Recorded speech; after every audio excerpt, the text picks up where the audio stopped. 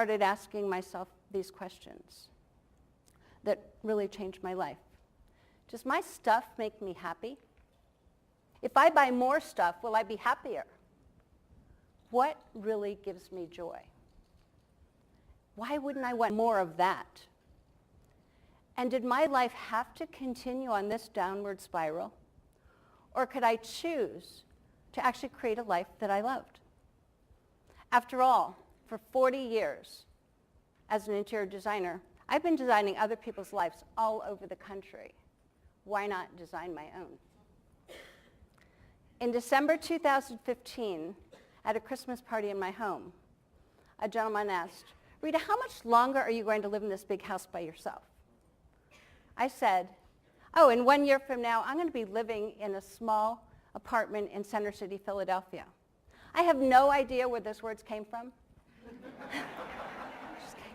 But in that moment, I realized that my words created the future that I would live into.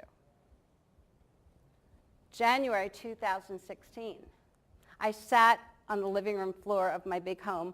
I looked up and I cried. I had no idea where to begin.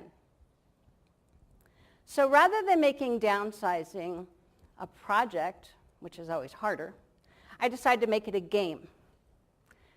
So I called family and friends, many of them are here right now, and enrolled them in the possibility of helping me attack just one area of my home at a time for just 4 or 5 hours on a Saturday or Sunday.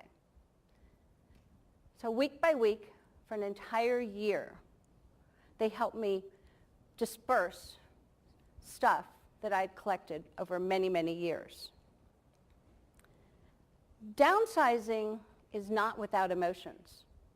At one point, I found my father's alarm clock, and I could hear him winding it to get up early to provide for our family.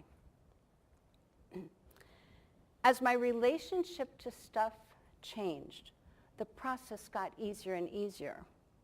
And what I realized was things didn't make me happy.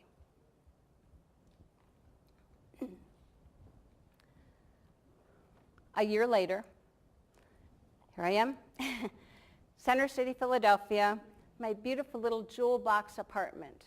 I moved from my 5,000 square foot home in the country to 867 square feet in Center City. I gave away 95% of my possessions to people who needed them or wanted them. And I'm living on 5% of what I once owned.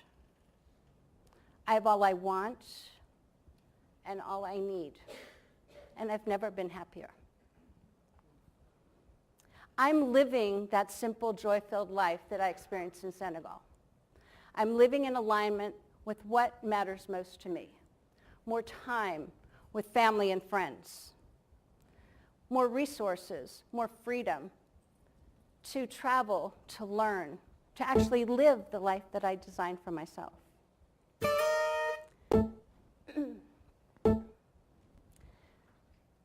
A ripple effect of downsizing is that I also downsized my company's work week for a better work-life balance.